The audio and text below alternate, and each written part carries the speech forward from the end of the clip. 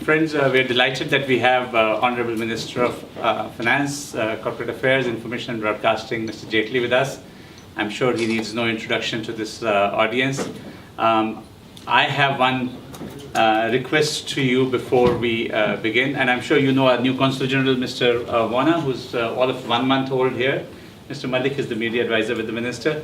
I have one request to you, which is that we're running a little bit behind schedule, and we're going to try and limit this in terms of time. So would you like to say anything in terms of your... No, thank you. I am very impressed. You have so many of the ethnic media here. Natasha, PTI. So, I'm Natasha from Press Trust of India. My question to you is, how much of a dent are incidents like JNU to the image of India overseas? Well, I don't think it's an issue of creating any dent to an image, for the simple reason that no country, however liberal, can allow an agenda which openly speaks in terms of breaking the country.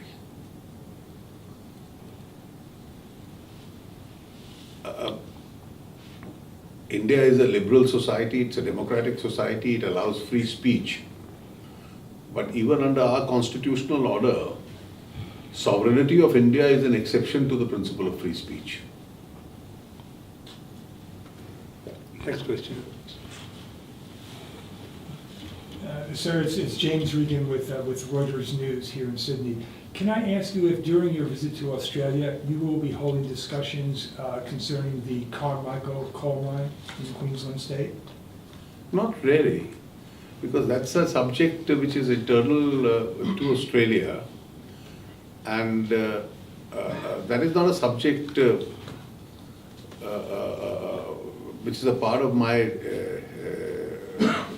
purpose of my visit. But in the course of my discussions that the ministers, one of the ministers of the Australian government has informed me that as far as the government of Australia is concerned, they are trying their very best to stick to the contract, subject to whatever other influences in a democracy are there. So there's no, it's not on your agenda. I just want to make sure I have that. There's no issue from my side. Thank you. Yes, sir. Neena Bhandari.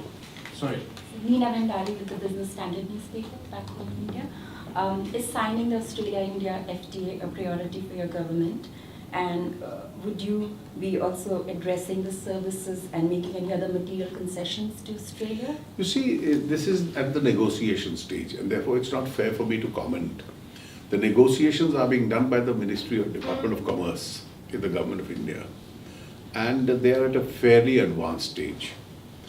Mr. Andrew Robb is meeting me today, since he looks after this now as a special envoy for trade. And I understand he's traveling next week to New Delhi to have discussions with with the Minister of Commerce in Delhi. And I do hope they are able to make some further movement in this regard. Because Mr. Turnbull said on Wednesday that he would make it a priority to make it signed as soon as possible. Well, it's been a priority even when the Prime Minister was here in 2014. We wanted this to be done in 2015, so we've already crossed the deadline. So the sooner the better. My name is Vish Vishwanathan. I'm from the Indian Telegraph, sir. I had the privilege of attending the Make in India conference in Mumbai. I'm very happy to see as an Indian citizen that Make in India is now a reality. Having said this, there are nearly 500,000 NRIs here. And as an individual level, what I would like to make a humble suggestion is have a Make in India ambassador program, where each of us in our own limited way can contribute to the Make in India program through contacting the Indian companies or Australian companies to make opportunities in India. So maybe... Well, I think what's needed to be done is the kind of information about the avenues for investment which are available in India. For instance, I can straight away see there are areas of Australian expertise which can do a considerable amount of good to the Indian economy. For instance, in the recent budget, I've opened up the food processing sector for 100% FDI. Now, this is an area in which Australians have done a lot. Mining, for instance, the Australians have done a lot. So these are areas in which I think the information needs to be given to all those who would be interested. Yes, Rajesh Sharma from Indus Age. I know Make in India has been very successful, and a lot of companies are closing up their operation in China and moving to India. But when you're looking at sectors like power, where you have to deal with the state power boards and other, the execution becomes difficult. That's what I was reading in many other Korea. What has been done? No, I don't think in power sector, for instance, both in thermal and hydel and renewable energy, there's a considerable amount of opportunity which is available, and power production in India has very significantly increased. The problem that exists as far as power sector is concerned is not production related. Now that mines have also been allocated, it's not even raw material related. It was more relatable to the fact that the health of these state discoms was not very good. As a result of which the discoms were not picking up adequate power. Now the power ministry has come out with this Uday scheme, where the state governments had been asked to take up a significant part of the debt of the electricity companies and issue bonds and liquidate the debt with the banking system itself. And I think one has to watch the outcome of the Uday scheme, which I think will unclog the power sector. Thank you. Raghavan Singh from Punjab Express.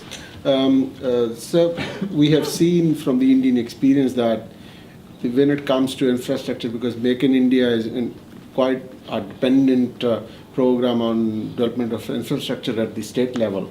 The states very conveniently say, center se paisa nahi aa raha, that's why we can't do it. So how you are trying to overcome that? The situation today, the states are flushed with funds. The 14th Finance Commission has said besides their own taxation revenues, 42% of the central pool also goes to the states. Yeah, so but the states how would you overcome that? Overcome that by giving more money, and that's to be decided by the Finance Commission, whose report is being completely implemented.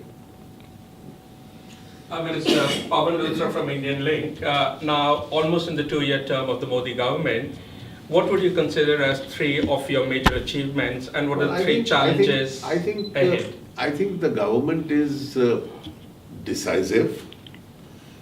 The government has maintained a direction, and the government has not committed any major mistake. More so, the government is perceived to be more decisive, and certainly corruption has disappeared from the corridors of New Delhi. That's a popular perception.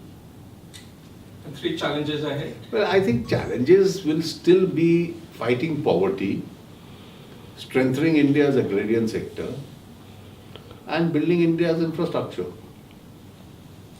Yes, please. Yeah.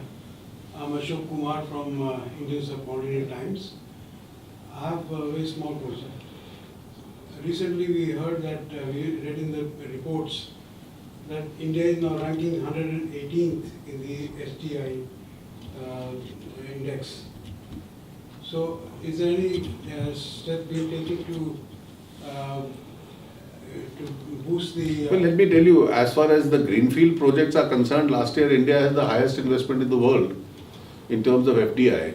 Opening out sectors and then easing your own environment for doing business is the only step that governments can take, and those steps are being taken. HDI? Yeah, I'm talking about... Yes. I'm sorry. I thought you were saying FDI. As far as the Human Development Index is concerned, I think a lot of work has to be done in India's social sector. There's a huge amount of backlog, and this is one sector where we need to invest a lot into healthcare. I've taken some steps in the present budget where the lower 1/3 of India's population is going to have a state subsidized insurance policy, the quality of education, the width and the expanse of education, I think skilling people, these are amongst the programs that the government has in mind in these areas. Last one. Last question, please. Sir, my name is Harpreet Singh from Punjab Time newspaper, Sydney. My question is, actually, I have seen the make a smart city demonstration right now, which is quite good, and the plans are really good, you know. I appreciate and congratulate you. My question is, when the first phase or the first smart city will be complete, so that it can set an example to attract an investment, foreign investors? It'll take time, because you see 20 cities have already been identified and their partners are being found, are also being identified in most of them, so that the actual developmental work in those areas can take place. Sir, how much the investment has actually come under the Make in India campaign, you know? I can't really say, but in terms of foreign direct investment, there is a more than a 40% increase in 1 year itself, as far as FDI is concerned. Now this comes under various sectors. Thank you. Thank you, friends. Thank you, sir.